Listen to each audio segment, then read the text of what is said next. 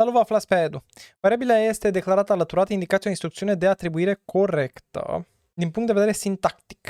Și avem următorul struct, avem structul elev, avem câmpurile cod inițială, avem struct în struct de structuri imbricate și avem variabila E care este de tipul elev. Și ce avem noi acolo? Avem E de paranteză inițială. Nu există așa ceva. Deci asta este eliminat. Nu există paranteza. Ce înseamnă paranteza asta aici? Sub punctul B, E iarăși, n-are nici o legătură. Da? N-am văzut în viața mea așa ceva. Nu știu, voi ați văzut? Nu știu, multe din grilele astea sunt și date destul de evident care este răspunsul corect. Deci, bun. După, la subpunctul C, avem așa, e.cod. Păi cine este e.cod? e.cod. Asta înseamnă un număr de tip întreg.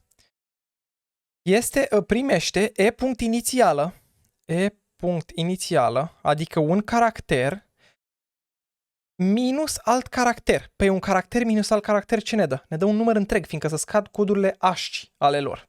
Deci, practic, un număr întreg primește un număr întreg. Păi asta este varianta corectă.